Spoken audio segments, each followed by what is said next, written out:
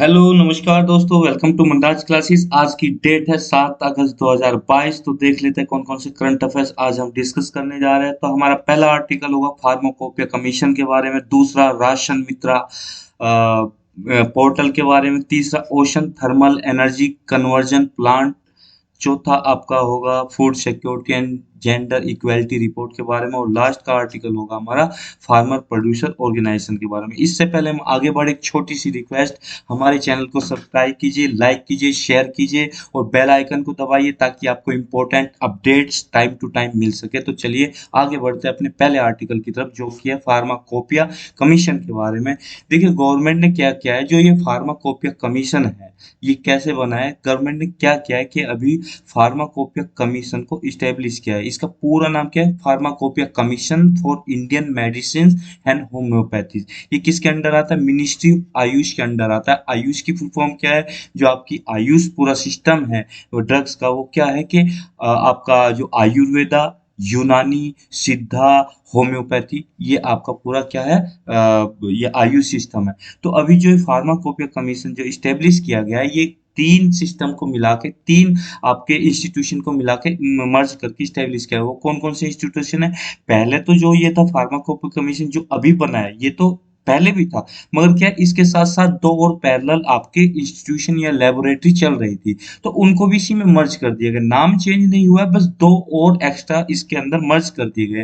पहले सिंगल एक एंटाइटी थी, मगर अभी दो और एक्स्ट्रा मर्ज कर दिए गए, जो कि लेबोरेटरी थी, तो है ना, तो इसको मर्ज कर दिया गया। तो इसका जो अब ये दोनों मर्ज हो गए, नाम वही रहा है, बस इसमें अभी एक तरह से पहले एक इंस्टीट्यूशन था, अब तीन इंस्टीट्यूशन को एक इंस्टीट्यूशन बना दिया गया, 3 in 1 हो गया। अब ये 3 in 1 बोल सकते हैं इसको अब।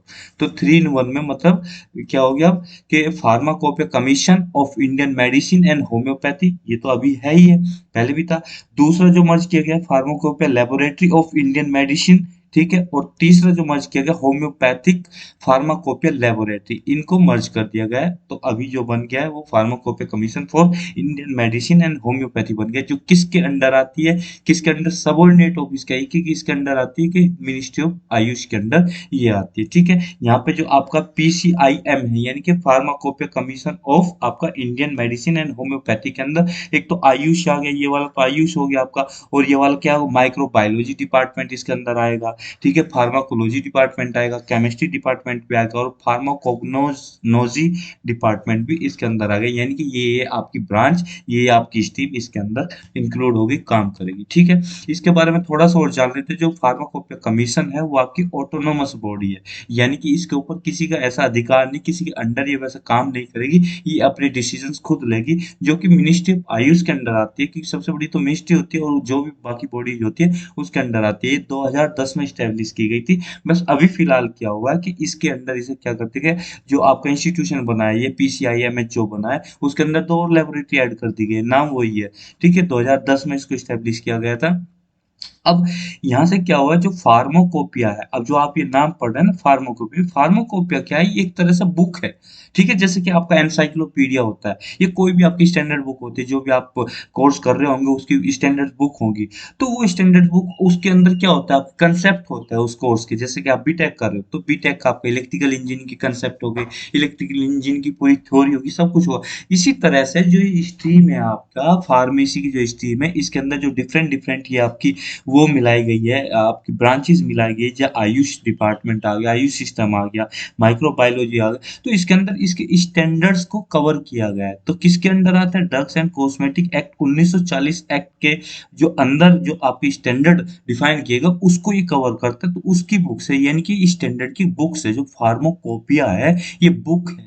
ठीक है, तो उसके अंदर स्टैंडर्ड्स लिखे गए हैं, स्टैंडर्ड जैसे क्वालिटी कैसी रहेगी, जो आपके जैसे कि ये कहिए यहाँ पर, अगर इसकी डेफिनेशन की बात करें, जो फार्माकोपिया है स्टैंडर्ड्स को प्रिस्क्राइब करती है, किसके, ड्रग्स के स्टैंडर्ड्स को, कि ड्रग्स किस टाइप की होगी, जैसे कि स्ट्रक्चरल स्टैंडर्ड क्या होगी, तो उसकी स्ट्रक्चर क्या होगी, एनालिटिकल स्टैंडर्ड्स क्या होगी, कि उसका एनालिसिस कैसे करा जाएगा, किस बेसिस पर करा जाएगा, फिजिकल स्टैंडर्ड्स क्या होंगे। ठीक है, ये सारे स्टैंडर्ड्स डिफाइन किया, किसी का रूल एंड रेगुलेशन के अकॉर्डिंग, किसी पर्टिकुलर आपके इंफ्रास्ट्रक्चर के अकॉर्डिंग कोई चीज की जाती है ना, तो उसी तरह से इस चीज का भी कोई ना कोई स्टैंडर्ड होगा ना, कि हम कहते हैं कि तुम्हारी स्टैंडर्ड क्या है इस चीज को करने के, किसी स्टैंडर्ड के बेसिस पर हम कोई चीज करते हैं, तो उस बुक में स्टैंडर्ड्स को डिफाइन किया गया है। ठीक है, जो ड्रग्स के स्टैंडर्ड है, ठीक है, इसका फंक्शन ये होगा, जो कमीशन का कमीशन है, मेन हेड बॉडी होगी, ऑटोनोमस बॉडी होगी, ये जो स्टैंडर्ड्स को डेवलप करेगा ड्रग्स के। और अब ये इस तरह से भी एक्ट करेगा, जो आपका सेंट्रल ड्रग टेस्टिंग एजेंसी की तरह भी एक्ट करेगा, जो आपकी सेंट्रल ड्रग टेस्टिंग एजेंसी है उसकी तरह ये वर्क करेगा। ठीक है, तो अब ये ड्रग्स को टेस्ट करेगा, जो इसके अंदर इस सिस्टम के अंदर आपकी ड्रग्स बनेगी उसको टेस्ट करेगा। कम मतलब इसके साथ साथ ये किस तरह से काम करेगा, अपीलेट लेबोरेटरी की भी तरह काम करेगा। अपीलेट लेबोरेटरी ये कहिए कि जो अपीलेट लेबोरेटरी होती है उसके अंदर, जैसे कि अपीलेट बॉडी जो होती है, तो ये आपका कोई प्रॉब्लम आती है ड्रग्स को रिलेटेड या क्वालिटी और उसकी टेस्टिंग को लेके, एनालिसिस को लेके कोई प्रॉब्लम आती है, तो यहाँ पे इसी बॉडी के अंदर जो ड्रग्स एंड टेस्टिंग लेबोरेटरी, ये सॉरी सेंट्रल ड्रग्स टेस्टिंग ये एजेंसी है, इसके अंदर आप एप्लीकेशन दे सकते हो, अपील कर सकते हो कि साहब देखिए इस पे ये आपका इशू आ रहा है, क्वालिटी का इशू आ रहा है, या उसके एनालिटिकल कोई इशू है, टेक्निकल कोई इशू है, किसी चीज को लेकर कोई आपका इशू आ रहा है, तो उसको ये सुनेगी, उसके ऊपर फैसला भी देगी। तो यानी कि अपीलेट बॉडी अपीलेट लेबोरेटरी की तरह वर्क करेगी, और आपका ये टेस्टिंग बॉडी की भी तरह वर्क करेगी। किसके लिए वर्क करेगी, जो आपका मेडिसिन का इंडियन सिस्टम है होम्योपैथी का, और जो आपकी मेडिसिन है उनके लिए ये आपका वर्क करेगी। ठीक है, आगे बढ़ते हैं। ठीक है, अब इसका बेनिफिट क्या होगा, जो मर्जर किया, मर्जर क्योंकि देखो किसी भी चीज का मर्जर ये होता है, जैसे कि कोई तीन बॉडी है, ए प्लस बी प्लस सी, अब वो तीनों बॉडी अपना अलग अलग काम कर रही है, मतलब काम एक जैसा ही है पर अलग अलग कर रही है। ठीक है, ये किसी चीज को सर्व करती है, किसी चीज को, पर अगर ये तीनों मिल जाए तो इनकी जो तीनों की स्ट्रेंथ है एक सिंगल और बड़ी स्ट्रेंथ हो जाएगी। तो अगर इसको किसी चीज की जरूरत है जो इसके पास नहीं है, या ओ सॉरी जो इसके पास है इसके पास नहीं है, ए के पास है, वो ए के पास नहीं है, बी के पास है, तो ये अगर दोनों मिल जाए तो ये एक दूसरे की जो रिसोर्सेज है, जो फैसिलिटीज है, जो इंफ्रास्ट्रक्चर है, जो टेक्निकल एबिलिटी है, जो आपके बेस्ट प्रैक्टिसेस है, वो एक दूसरे के साथ ये शेयर कर सकते हैं कोऑपरेटिव मैनर में। तो जब हम किसी एक की ताकत एक की होती है और दो की ताकत दो की होती है, कहते हैं ना कि एक और एक मिलके 11 बनते हैं, तो वही कहानी यहाँ पे है कि जब आपकी एक अकेला आदमी जो होता है उसकी जितनी ताकत होती है, उसके साथ अगर दो आदमी और मिल जाए, या और कुछ आदमी आके खड़े हो जाए, तो उसकी ताकत बहुत बड़ी हो जाती है। तो कहने का मतलब वो एक दूसरे के रिसोर्सेज को यूज करते हैं। तो यहाँ पे यही बोला है कि ऑप्टिमम यूज होगा किसका, इंफ्रास्ट्रक्चर जो फैसिलिटीज है हर एक के पास उनका ऑप्टिमम यूज होगा, टेक्निकल मैन पावर का ऑप्टिमम यूज होगा, फाइनेंशियल रिसोर्सेज जो हर एक को अलॉट किए गए, मान लो ए को अलॉट किए गए 100 करोड़ 200 करोड़, बी को अलॉट किए गए 50 करोड़, सी को अलॉट किए गए 150 करोड़, तो अब इसको कम रह गए, तो ये अपना बैलेंस कर सकते हैं। ठीक है, हमारे पास एक्सेस में थोड़ा सा, तो आप ले लो, तो आप अपना काम चलो। तो यानी कि रिसोर्सेज का अच्छी तरह से यूज किया जा सकता है। तो यही यहाँ पे बोला, तो ऐसा करने से क्या होगा कि स्टैंडर्डाइज आउटकम्स आपके निकल के आएंगे, उसमें एनहांसमेंट देखने को मिलेगा, आपके स्टैंडर्ड सुधरेंगे, आप कॉम्पिटिटिव फील्ड पे क्या करोगे, प्ले करोगे। ठीक है, तो यहाँ पे इसका जो फोकस मेन किस चीज पे है, ये डेवलपमेंट पे, स्टैंडर्ड्स को डेवलप करने में, किसका, आयुष ड्रग्स जो होती है, आयुष सिस्टम जो होती है उसके ड्रग्स को डेवलप करने का। और जो पब्लिकेशन है फार्माकोपिया, जो फॉर्मुलरीज है, जो फॉर्मुलरीज जो यहाँ पे वर्ड आया, वो एक तरह से प्रेस्क्रिप्शन ड्रग्स जो होती है उसकी लिस्ट होती है, जो किसी स्पेसिफिक हेल्थ केयर प्लान के अंडर आती है, उसको कवर करती है, स्पेसिफिक हेल्थ केयर प्लान को कवर करती है। और प्रेस्क्रिप्शन ड्रग्स होती है उनको फॉर्मुलरीज बोला जाता है, या फॉर्मुलरीज बोल लो। ठीक है, तो फार्माकोपी हमने डिस्कस कर ही लिया, तो उसका पब्लिकेशन होता है, पब्लिकेशन होगा, लोग उनके बारे में जानेंगे, पढ़ेंगे, अवेयरनेस आएगी। तो यहाँ पे पब्लिकेशन, क्योंकि जैसे कोई कोई रिसर्च पेपर लिखता है, कोई रिसर्च करता है, उसका रिसर्च पेपर पब्लिश होता है, लोग पढ़ते हैं, जानते हैं उसके बारे में, तो वही सेम यहाँ पे है, एक तरह का एनसाइक्लोपीडिया छपेगा, तो लोग पढ़ेंगे, बच्चे पढ़ेंगे, तो और इसके बारे में नई जानकारी मिलेगी। अब ऐसा करने से जो कमीशन जो ये बना और इसको मर्जर किया गया, तो ऐसा करने से जो इनको है ना लीगल स्टेटस मिल गया, लीगल स्टेटस मिलने से इनकी एक अलग पहचान बनेगी, इनको कोई प्रॉब्लम नहीं आएगी किसी चीज में क्लियरेंस लेने में। दूसरा, इनको पैसा सैंक्शन किया जाएगा, रिसोर्सेज सैंक्शन किए जाएंगे। ठीक है, तो ये सब चीजों का इनमें मतलब बेनिफिट मिलेगा, इंफ्रास्ट्रक्चर इनका बेहतर होगा। अगला आर्टिकल है हमारा राशन मित्र। देखिए, आगे बढ़ने से पहले मैं आपको ये बता दूं, एक ऐप है एम राशन मित्रा। ठीक है, राशन मित्रा। ठीक है, इसमें कंफ्यूज मत होना, ये है राशन मित्रा और एक ऐप है, ये पोर्टल है। ठीक है, ये भी पोर्टल है, ये है एम राशन मित्रा आपका एमपी गवर्नमेंट का।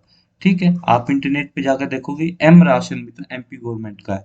जबकि राशन मित्र रिसेंटली अभी क्या है कि सेंट्रल गवर्नमेंट ने की कॉमन फैसिलिटीज है, कॉमन प्लेटफॉर्म है, कॉमन पोर्टल है, जिस पर कोई भी जाकर अपना राशन कार्ड से जो राशन कार्ड में नाम है उसे रजिस्टर कर सकता है इस पे जाकर। अब रजिस्टर करने से क्या फायदा होता है, वही है कि आप एक तरह से लीगलाइज्ड हो जाते हो, आप एक तरह से वो क्या नाम ऑथोराइज हो जाते हो कि आपको जो लीगल एंटाइटलमेंट आपका बनता है किसी भी चीज का राशन का, वो आपको मिलेगा। आप एक्सक्लूड नहीं किया जा सकते अगर आप इस पोर्टल पे रजिस्टर्ड हो। तो यहाँ पे यही बोला कि सेंटर ने कि कॉमन फैसिलिटी को आपका लॉन्च किया है, उसमें क्या करेंगे जो राशन कार्ड है उसमें जो नाम है वो रजिस्टर्ड किए जा सकेंगे। पायलट बेसिस पर भी ये चलाया जा रहा है। पायलट बेसिस पे मतलब इसे सारे स्टेट में अभी लॉन्च नहीं किया है, सभी स्टेट में लॉन्च नहीं किया है, ये ध्यान रखना, क्योंकि इसे कुछ ही स्टेट्स में यूनियन टेरिटरीज में लॉन्च किया गया है। तो अभी कुछ स्टेट में यूनियन टेरिटरीज में लॉन्च करके ये देखा जा रहा है क्या ये सही से वर्क करेगा। जब ये इसका आउटकम अच्छा आएगा, इसकी जो रिजल्ट्स अच्छे आएंगे, तो इसको आपका पूरे आपका पैन इंडिया बेसिस पे यानी कि पूरे स्टेट्स में यूटीज में इसे लॉन्च कर दिया जाएगा।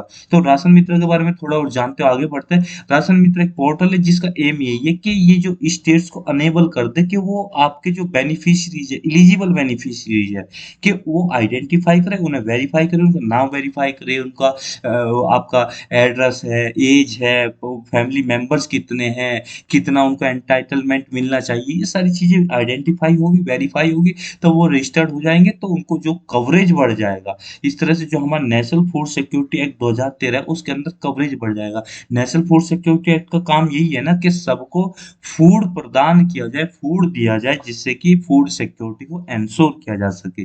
ठीक है, एलिजिबल जो बेनिफिशरीज है उसको क्या है ना एनकम्पास किया जा सके, उनको इस चीज का लाभ दिया जा सके। इसमें यही है कि जो राशन मित्र है, इस सॉफ्टवेयर किसने इजाद किया, सॉरी बनाया है, वो एनआईसी। ज्यादातर गवर्नमेंट जो आपके सॉफ्टवेयर होते हैं, गवर्नमेंट पोर्टल होते हैं, कौन बनाता है, एनआईसी बनाता है, नेशनल इंफॉर्मेटिक्स सेंटर्स बनाता है, जो कि एनरोल करता है किसी भी स्टेट के जो आदमी है, किसी भी स्टेट की जो इलिजिबल पर्सन है, इलिजिबल फैमिली फैमिली है, उनको एनरोल करने का काम करेगा। ठीक है, इस पोर्टल में यही है कि ये आपके स्टेट्स को, यूटीज को, कि उनका इंक्लूजन को सिक्योर करने की कोशिश कर रहा है ये पोर्टल। ठीक है, एनएफएसए का काम ये कि फूड सिक्योरिटी को आपका बढ़ावा देता है। इसमें लगभग 81.35 करोड़ पर्सन्स को अभी कवर कर लिया है, जिसमें से एनएफएसए का अगर प्रेजेंट कवरेज देखा जाए तो 79.74 करोड़ है। ठीक है ना, आगे बढ़ते हैं। अब ये फूड सिक्योरिटी एक्ट के बारे में जान लेते हैं। ये 2013 में आया। 2013 में आने का इसका एम ये था कि लोगों को सब्सिडाइज फूड ग्रेन्स प्रोवाइड किया जाए, जैसे कि आपका व्हीट हो गया, कोर्स ग्रेन हो गए, जैसे मक्का हो गया, बाजरा हो गया, ज्वार हो गया। ठीक है, और ये आपका राइस प्रोवाइड किया जाए बहुत ही सस्ते रेट पर। अगर आप मार्केट में लेने जाओगे, मान लीजिए चावल है, कोई 35 रुपए केजी का चावल है, मान लीजिए 35 रुपए आपका पर केजी चावल मिल रहा है, मगर यहाँ पे कितने में दे रहा है, तो 3 रुपए पर केजी। देखो कितना सस्ता चावल प्रोवाइड किया जा रहा है लोगों को, आम जनता को, जो अफोर्ड नहीं कर सकते उनको। तो इससे क्या होगा कि लोगों की जो आपकी फूड की जो इनसिक्योरिटी है वो आपको सिक्योर किया जा सकता है, उसकी पॉपुलेशन को घटाया जा सकता है, यानी कि उसके नंबर को बहुत कम किया जा सकता है, किसके अंडर, फूड सिक्योरिटी एक्ट के अंदर। और ये ऐसा हुआ भी है कि जो फूड सिक्योरिटी को काफी हद तक एंश्योर किया गया है। इसमें लगभग हमने टू थर्ड पॉपुलेशन को, जो इंडिया की टू थर्ड पॉपुलेशन है, अभी 1.35 मान लेते हैं हम, यानी कि इतनी पॉपुलेशन हमारी 1.3 मान लो, 1.3 इतनी पॉपुलेशन, इतनी बिलियन पॉपुलेशन आपकी होगी, इसका टू थर्ड आपका पॉपुलेशन फूड सब्सिडाइज फूड का आनंद ले रहा है। ठीक है, इसमें क्या है कि आपके जो लीगल एंटाइटलमेंट होता है फूड सिक्योरिटी प्रोग्राम्स का, उसका उनको लीगल एंटाइटलमेंट मिल सके। कहने का मतलब ये है कि जितना वो डिजर्व करते हैं, जो एक डिजर्विंग आदमी है, जो एक लॉयल आदमी है, जो एक मतलब जेन्युइन आदमी है, जेन्युइन फैमिली है, जिनको मिलना चाहिए, कि उनको अगर नहीं मिल रहा जो डिजर्व करते हैं, उसको ये क्या करता है, प्रोवाइड कराता है। ठीक है, ये फूड सिक्योरिटी प्रोवाइड कराता है, ये कन्वर्ट कर देता है। मान लीजिए कोई एक फैमिली है, वो डिजर्विंग है, मगर अभी वो बाहर है उस चीज से, फूड सिक्योरिटी एक्ट में मतलब उसको मिल ही नहीं पा रहा सब्सिडाइज फूड।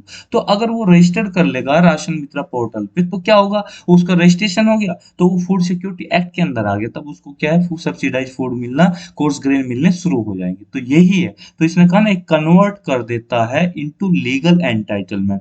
जो इलीगल एंटाइटलमेंट है या आपके अभी जो लोग बाहर है इससे उनका इंक्लूजन कर देता है। तो यही बात इसमें बोली गई है। इसमें कौन कौन सी स्कीम जैसे आती है, मिड डे मील आपने बहुत नाम सुना होगा, अब तो इसका नाम चेंज कर दिया गया है। आईसीडीएस है या इंटीग्रेटेड चाइल्ड डेवलपमेंट जो सर्विसेज स्कीम है वो है, जिसके अंदर इम्यूनाइजेशन किया जाता है बच्चों का, उन्हें वो क्या ना फूड प्रोवाइड किया जाता है स्कूलों में। ठीक है, पीडीएस सिस्टम है, ये तो आप जानते ही हैं, तीन स्कीम तो बहुत फेमस है इंडिया की ये।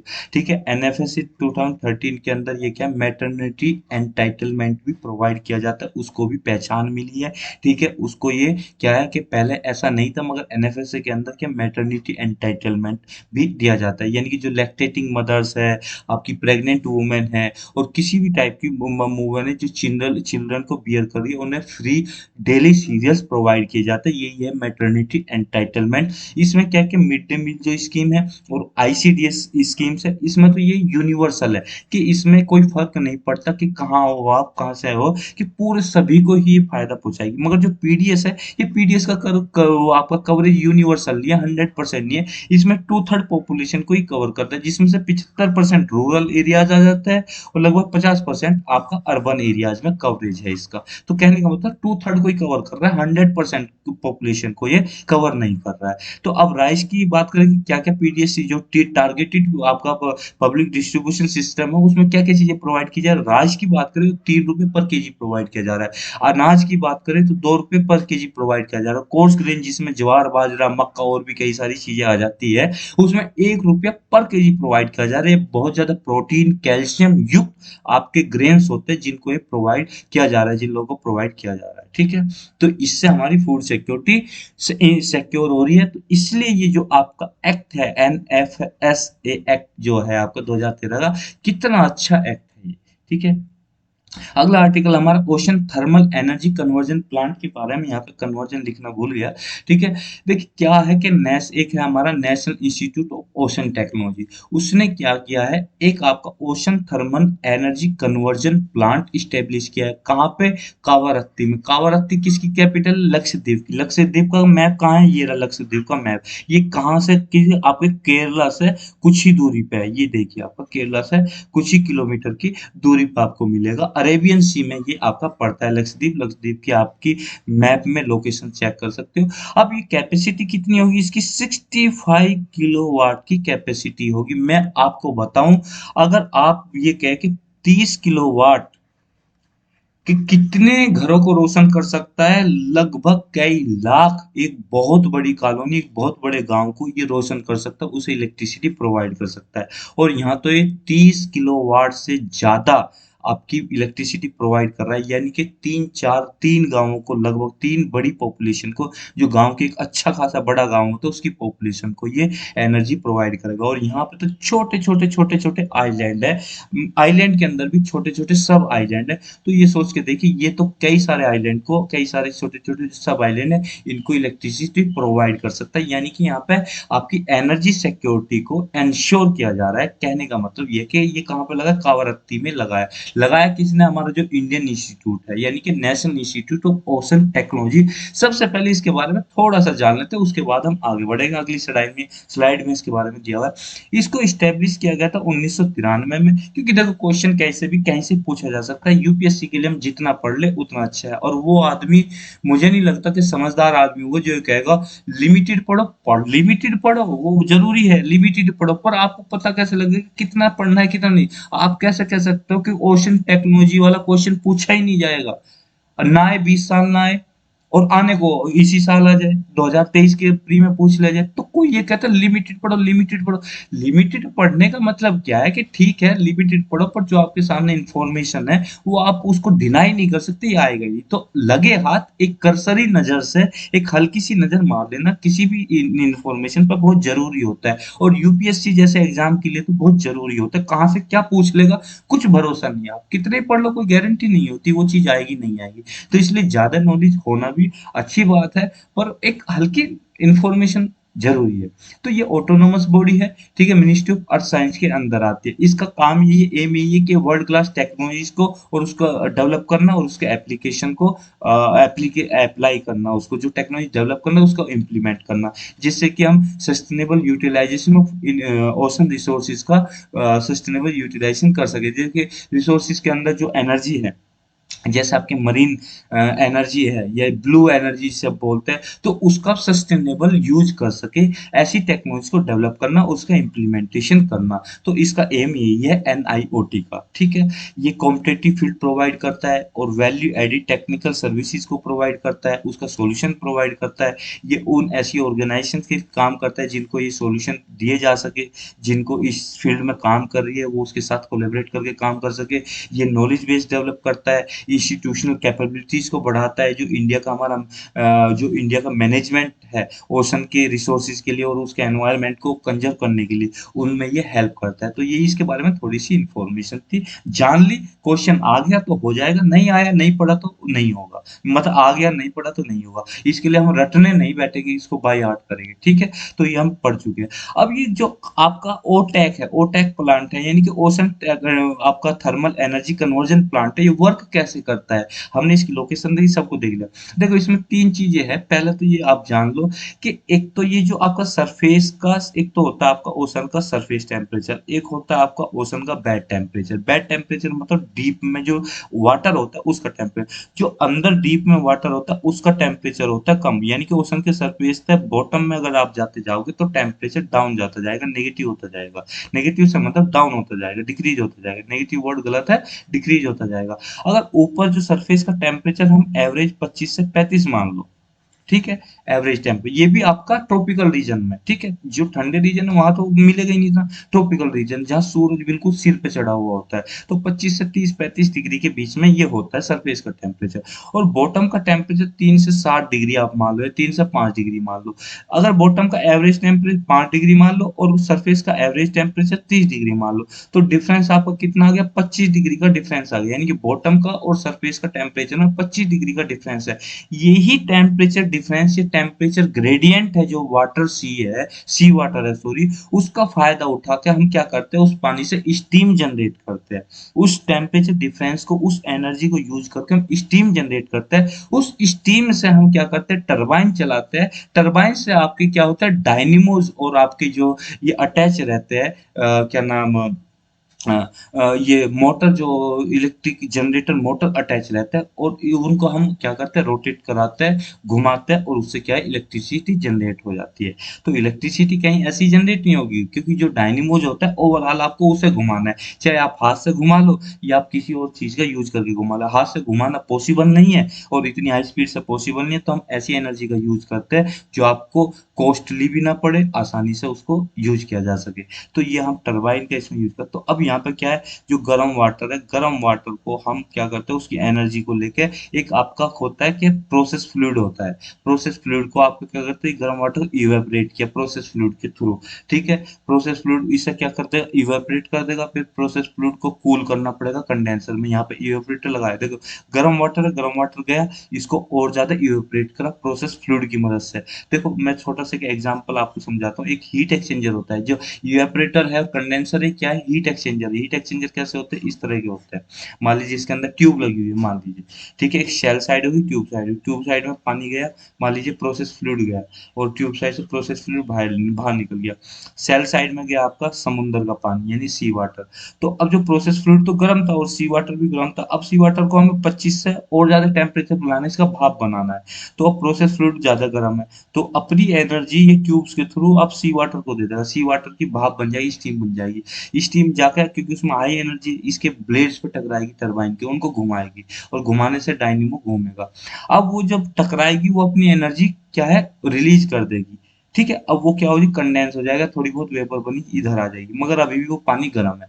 अब उस गर्म पानी को हमें ठंडा करना है, यहाँ पे भी प्रोसेस फ्लूइड है, तो ये ठंडे पानी को हम यूज करेंगे इसके लिए। तो पानी जो है, जो समुद्र का नीचे का ठंडा पानी उसे हम लेके आएंगे, इस पानी को जो आपका कंडेंस हो गया उस पानी को हम ठंडा करने की कोशिश करेंगे, वो कंडेंसर में ठंडा होगा, इसको हम यहाँ पे ड्रेन कर देंगे, और जो ये प्रोसेस फ्लूइड था कंडेंसर में, उसको हम एज ए फ्रेश वाटर की तरह यूज कर सकते हैं, ठीक है। ये सब है। तो यहाँ पे इस पे काम करता है ये। मैंने आपको समझे बहुत बड़ा इसमें वो नहीं थी टेक्नोलॉजी, बस यही सिंपल होता। ठीक है, ये हमने पढ़ ही लिया है। आगे बढ़ते हैं। ये जो इसमें वही बताया कि हम टेम्परेचर डिफरेंस को यूज करते हैं ट्रॉपिकल रीजन्स में जहाँ पे सरफेस वाटर ज़्यादा गर्म हो जाता है, वही सब इसमें बताया गया है। ठीक है, अब ये वर्क कैसे करता है वो भी हम पढ़ ही चुके हैं, ये सारी चीज़ें मैं बता चुका हूँ। आप इस स्लाइड को पॉज़ करके पढ़ सकते हैं। अगला आर्टिकल हमारा एक रिपोर्ट के बारे में जो रिलीज की गई केयर ने रिलीज की, केयर के बारे में हम जानेंगे। रिपोर्ट का नाम है food security and gender equality report. इसके बारे में हम पढ़ते हैं। देखिए, अभी जो केयर ने रिपोर्ट रिलीज किया उसका नाम है food security and gender equality report, A synergistic under study symphony, इसका पूरा नाम ये हाईलाइट क्या कर रही है कि आपको एक लिंक बता रही है, ग्लोबल लिंक बता रही है किस किस के बीच में, जेंडर इनइक्वालिटी के बीच में और फूड इनसिक्योरिटी के बीच में। तो कहने का मतलब ये ऐसा बता रही है कि पूरे वर्ल्ड में जहाँ जहाँ फूड इनसिक्योरिटी है वहाँ पे जेंडर इक्वालिटी इनइक्वालिटी मिलेगी, या ये कहिए जहाँ पे जेंडर इनइक्वालिटी है वहाँ पे फूड इनसिक्योरिटी मिलेगी ही मिलेगी। तो अब इसके बारे में आते हैं किसने रिलीज की है। ये केयर एक ऐसी इंस्टीट्यूशन है जो आपका इंटरनेशनल ह्यूमैनिटेरियन ऑर्गेनाइजेशन है, उसने रिपोर्ट रिलीज की है। इसका काम यही है कि जो ग्लोबल पॉवर्टी है उससे फाइट करना, ग्लोबल हंगर को खत्म करने की दिशा में आपका प्रयास कर रही है। ठीक है, अगर आप यहाँ पे देखें कि आपकी कितनी औरतें आदमी के कंपैरिजन में ज़्यादा हंग्री रही है साल दर साल, वो यहाँ पे दर्शा रहा है। देखिए 2014 से लेकर लगभग 2018 तक ये वैल्यू डिक्रीज हुई है, अगर हम 2017 को थोड़ा छोड़ दें तो। उसके बाद ये वैल्यू बहुत ज़्यादा इंक्रीज होने लगी रैपिडली। तो जो बहुत दुखद बात है यही है कि औरत जो है आदमी के कंपैरिजन में ज़्यादा हंग्री है, ज़्यादा भूखी है खाने की। अब इसकी रिपोर्ट की फाइंडिंग क्या है। रिपोर्ट की पहली फाइंडिंग जो पॉइंट है वो ग्रोइंग जेंडर गैप है फूड सिक्योरिटी की। ग्रोइंग जेंडर गैप यानी जेंडर गैप ज़्यादा ग्रो कर रहा है, इसी वजह से फूड इनसिक्योरिटी आपकी बढ़ रही है। तो इसमें ये बोला लगभग 828 मिलियन पीपल अफेक्टेड हुए 2021 में हंगर से, जिसमें से 150 मिलियन मोर वुमेन ज़्यादा अफेक्टेड हुई, फूड इनसिक्योर हुई। ठीक है, अगर आंकड़ों की ओर बात करें लगभग 109 कंट्रीज में ये आंकड़ा देखने को मिला, जिससे कि फूड सिक्योरिटी डाउन गई यानी कि फूड इनसिक्योरिटी बढ़ गई। ठीक है, और जेंडर इनइक्वालिटी बढ़ी तो फूड इनसिक्योरिटी भी बढ़ गई। तो ये इसमें बोला है। तो रिपोर्ट का मतलब तो यही है ना कि आपकी फूड जैसे ही जेंडर इनइक्वालिटी बढ़ेगी फूड इनसिक्योरिटी भी बढ़ेगी। तो यहाँ पे बोला कि आपकी जो वुमेन थी वो ज्यादा हंगरी थी, कितनी 8.4 टाइम ज्यादा हंगरी हुई किसमें 2018 में। अब यहाँ पे 150 मिलियन ज्यादा और वुमेन हंगरी होगी 2021 में। तो यहाँ पर आंकड़े ये आपकी बात को यानी कि जो रिपोर्ट है उसको क्या करता है, जस्टिफाई करता है। जेंडर इनइक्वालिटी एक बहुत बड़ा रोल प्ले करती है मल न्यूरिशमेंट में। यहाँ पे बोला कि gender equality is highly connected to the food and nutrition security. ठीक है, किसी भी लेवल पर आप ले लीजिए कि अगर जेंडर इक्वालिटी होगी तो यहाँ पे न्यूट्रिशन और फूड सिक्योरिटी ज़्यादा सिक्योर की जा सकेगी। ठीक है, अगर यहाँ पे ये नहीं होगी, जेंडर इनइक्वालिटी ज़्यादा होगी, तो वहाँ पर फूड इनसिक्योरिटी आपकी ज़्यादा रहेगी। ये एग्जांपल देते हैं यमन का, सीरा लियोन का, चाड का, या आपकी साउथ वो अफ्रीकन कंट्रीज है, उसमें जेंडर इक्वलिटी ज़्यादा देखने को मिलती है इनइक्वालिटी, तो वहाँ पर फूड इनसिक्योरिटी बहुत ज़्यादा है। ठीक है, यहाँ पे यही बोला कि औरत जो है आदमी कंपेरिजन में ज़्यादा बर्डन बियर करती है। ठीक है, वुमन अगर एम्प्लॉयड है तो उसमें फूड इनसिक्योरिटी कम देखने को मिलेगी, यानी कि फूड सिक्योरिटी ज़्यादा देखने को मिलेगी, फूड इनसिक्योरिटी कम रहेगी। तो अगर एम्प्लॉयड है क्योंकि उसके पास पैसा रहेगा, जागरूक रहेगी, तो वो फूड इनसिक्योरिटी कम फील करेगी।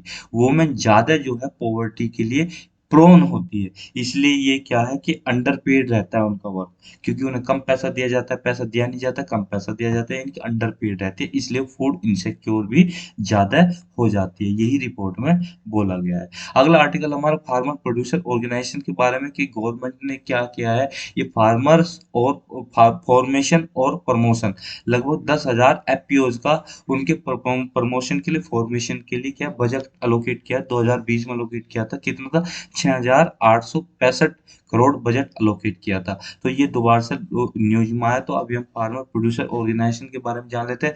जो ये काम करेगा, जो फार्मर प्रोड्यूसर ऑर्गेनाइजेशन जो बजट है, काम करे किसमें काम, तो इनकी इकोनॉमीज़ ऑफ स्केल को क्या है बढ़ाएगा। कॉस्ट जो आती है फार्मर्स को अपना फसल की पैदावार करने में, उसको रिड्यूस करेगा और उनकी फार्मर्स इनकम को क्या करेगा, बढ़ाएगा। तो यही इसका फ़ायदा होगा जो बजट एलोकेट किया गया है। तो क्या फार्मर प्रोड्यूसर ऑर्गेनाइजेशंस क्या है? ये एक तरह की वॉलंटरी ऑर्गेनाइजेशंस है, जिनका काम ये होता है कि वो फार्मर्स के हित में काम करे, फार्मर्स की प्रॉब्लम्स को टैकल करे, एक कोऑपरेटिव तरह से काम करती है और इसके जो मेंबर्स होते हैं, खुद फार्मर्स होते हैं, फार्मर्स ही से कंट्रोल करते हैं, ठीक है? वो ये खुद पॉलिसीज़ बनाते हैं और डिसीजन भी खुद लेते हैं। तो ये फार्मर्स प्रोड्यूसर ऑर्गेनाइजेशन इस टाइप की होती है। ये सभी पर्सन्स के लिए ओपन हो सकती है, कोई भी फार्मर इसके अंदर इन्वॉल्व हो सकता है, इनकी सर्विसेज़ को यूज़ कर सकता है।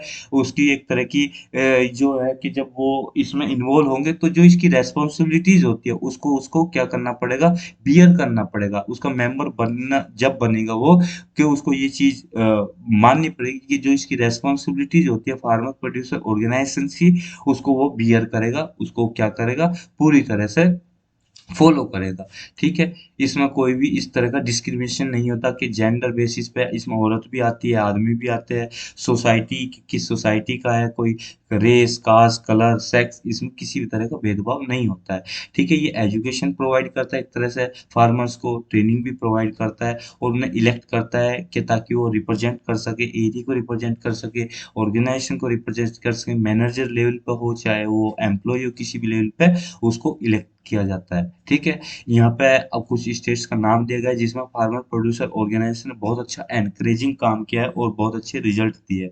जैसे गुजरात, महाराष्ट्र, मध्य प्रदेश, राजस्थान, ये कुछ स्टेट ऐसे हैं जिसमें फार्मर प्रोड्यूसर ऑर्गेनाइजेशन ने बहुत बढ़िया काम किया है। तो दोस्तों ये थी आज की हमारी डिस्कशन। इस डिस्कशन में इतना ही। Thank you very much for discussion.